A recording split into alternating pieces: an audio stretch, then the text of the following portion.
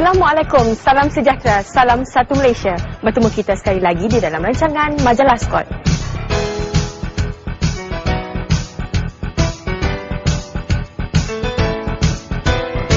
Saya kini berada di Institut Komunikasi dan Elektronik Tentera Darat atau lebih dikenali dengan ICAT yang terletak di Kem Perdana, Sungai Besi, Kuala Lumpur. Penubuhan Communication Troop di Port Dickson pada tahun 1949 yang menjadi asas kewujudan kepada Regimen Semboyan Diraja adalah lanjutan kepada pembesaran Regimen Askar Melayu Diraja serta penubuhan Markas Malayan ke-6. Sejajar dengan ini, Federation Signal ditubuhkan dengan rasminya pada 15 November 1952 dan mendiang Major General Datuk Leong Siu Meng menjadi anak watan yang pertama ditauliahkan sebagai pegawai dalam pasukan ini. Hasil daripada perkembangan seterusnya, Regimen Semboyan Diraja telah berjaya melatih anggotanya sendiri menjadi juru audio dan juru teknik yang mahir dan disegani di dalam Angkatan Tentera Malaysia. Okey, di sinilah kita dapat lihat bahawa bahagian CS-BOM berada di tengah-tengah. Okey, ini adalah CS-BOM. CS-BOM ni ada digunakan dengan 3 kali SIBOM, yang mana SIBOM ni merupakan alat yang diberikan kepada pengguna-pengguna di dalam badan. Ini adalah kelas pembelajaran bagi para penuntut dari Track Teknik. Track Teknik lebih kepada sistem pembaikan dan audio sistem. Di sini kita dapat lihat jurulatih sedang menerangkan tentang cara-cara pembaikan. Setelah selesai jurulatih menerangkan secara teori kepada para penuntut, seterusnya mereka akan membuat latihan secara praktikal. Selain track teknik, track JSP atau Juru Sistem Perhubungan merupakan track yang menjurus kepada sistem perhubungan. Dengan perkembangan sistem perhubungan TD, kita dapat lihat jurulatih sedang menerangkan cara-cara pengendalian radio set kepada para penuntut. Boleh menggunakan speaker ni. Pada speaker juga terdapat button warna putih yang boleh digunakan sebagai DVD. Anggota Regimen Semboyan akan dilatih dengan pelbagai alat telekomunikasi secara teori dan praktikal sebelum mereka ditugaskan di unit-unit pasukan tentera darat sebagai juru teknik komunikasi.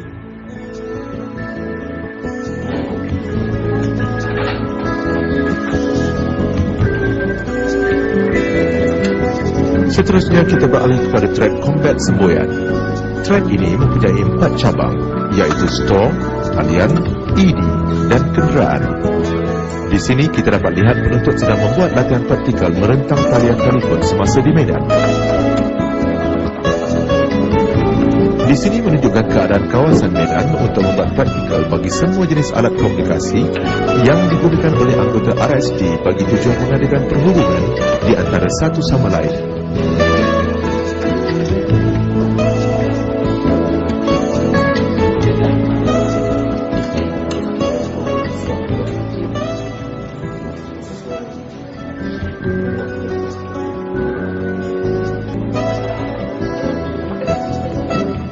Anggota RSD sedang mendirikan satu antena PU-12 bagi tujuan menjarakkan lagi perhubungan di antara satu stesen ke stesen yang lain.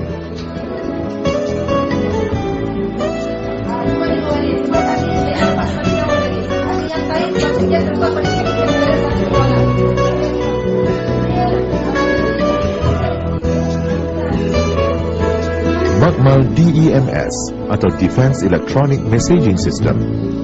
Tempat latihan secara teori dan amali ini melatih anggota dalam perhubungan data menggunakan peralatan komputer. Sistem yang telah dibangunkan oleh ATM ini berfungsi dalam penghantaran utusan bagi aspek pentadbiran dan logistik serta mempunyai rangkaian di seluruh Malaysia. Dengan adanya sistem ini, segala maklumat dapat disampaikan dengan cepat dan mudah.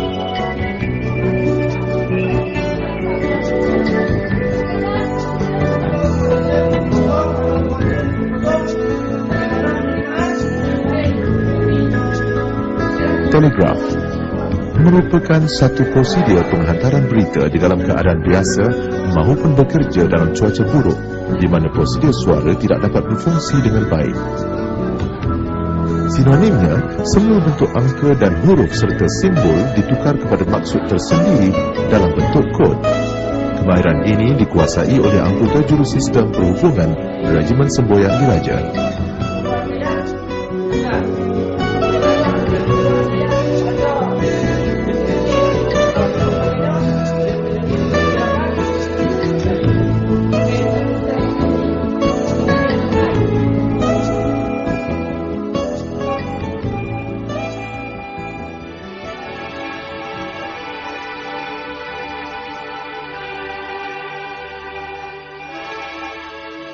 Kod Morse merupakan kod antarabangsa yang digunapakai di seluruh dunia.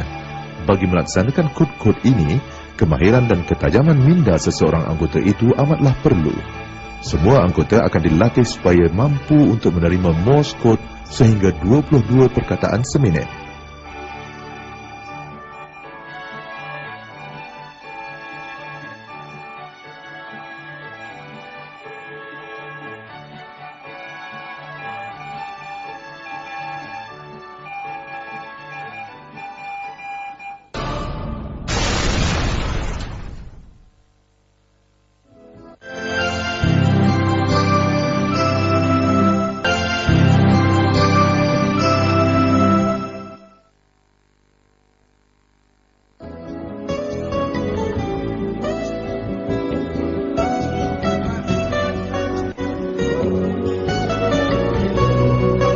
Sabinik, buka kepada berita 2. Okey, faham? Faham? Setelah selesai jurulatih menerangkan secara teori kepada para penuntut, seterusnya mereka akan membuat latihan secara praktikal. Dapat dilihat di sini, sebuah kemah digunakan oleh anggota RSD untuk dijadikan salah satu stesen bagi tujuan perhubungan melalui pelbagai jenis alat komunikasi yang digunakan buat masa kini. Beginilah cara pengantaran berita melalui peralatan radio set jenis jarak dekat dengan menggunakan prosedur suara dan kod Morse. Di sini, pasukan RSD telah mengalami perubahan zaman dari penggunaan suara kepada penggunaan digital HF System 3000 Sky Fast dan VHF PR4G Fastnet, penghantaran jenis email, dan dilihat anggota RSD menggunakan peralatan radio set jarak jauh HF dan VHF untuk menghantar mesej dan berita. Selaras dengan pembangunan sistem perhubungan komunikasi tentera darat, penggunaan Satcoms komunikasi satelit yang merupakan alat perhubungan jarak jauh menampakkan kemajuan dan pembangunan komunikasi RSD.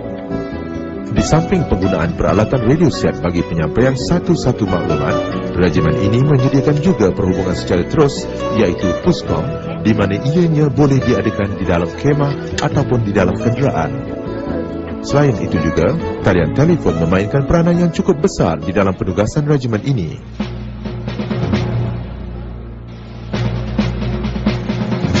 Beginilah suasana dan aktiviti yang berlaku di kawasan Medan di mana anggota Regimen Semboyan Diraja melaksanakan latihan komunikasi. Kelihatan beberapa kemah yang siap penyamalan didirikan yang mempunyai peranan masing-masing. Anggota Regimen Semboyan Diraja sedang melaksanakan latihan komunikasi di Medan.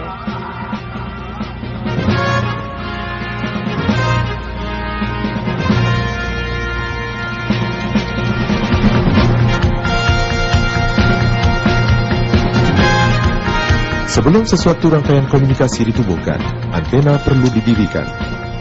Kita dapat lihat bagaimana dua anggota RSD bertungkus lumus mendirikan antena PU-12 sebelum mereka menubuhkan rangkaian komunikasi semasa di Medan. Cara pemasangannya betul dan kedudukan antena yang strategik membolehkan penubuhan rangkaian dibuat dengan cepat tanpa sebarang masalah. Setelah penubuhan rangkaian komunikasi dibuat, kemah markas taktikal yang berfungsi sebagai pusat operasi akan membuat panggilan pengujian ke atas semua penempatan untuk mengetahui keadaan rangkaian dari segi penghantaran dan penerimaan melalui panggilan suara atau mesej.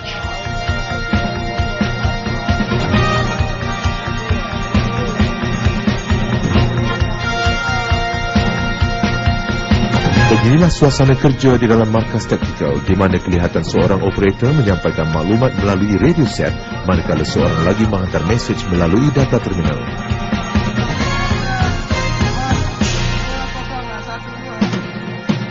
Saluran maklumat juga dibuat di kemah Puskom yang menyerupai kabin yang dilengkapi dengan peralatan komunikasi yang digunakan sebagai pusat penerimaan dan penghantaran mesej atau maklumat yang utama sebelum saluran maklumat atau berita disampaikan kepada pegawai atasan di markas taktikal. Kabin ini dilengkapi dengan ciri-ciri keselamatan dan keselesaan kerana operator di sini bertugas 24 jam secara bergilir-gilir.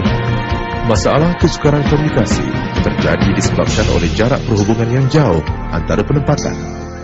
Stesen Rebro ditubuhkan bagi penyelesaian masalah tersebut, bertujuan menyambung dan memperluaskan rangkaian komunikasi. Kenderaan Land Rover FFR diperlukan untuk penubuhan stesen Rebro kerana penempatan stesen tersebut adalah di kawasan tanah tinggi seperti puncak bukit dan gunung. Selain perhubungan menggunakan peralatan radio set, peralatan perhubungan yang lain yang digunakan semasa di Medan adalah telefon Medan. Setiap penempatan disediakan BLC 201 dan disambungkan dengan kabel terus ke ibu sawat iaitu CD 116. Penempatan atau substation dikenali sebagai rear link bagi detasmen sesebuah pasukan. Penerimaan dan penghantaran mesej atau maklumat dari markas taktikal atau penempatan lain akan disalurkan oleh operator bertugas kepada pasukan tersebut.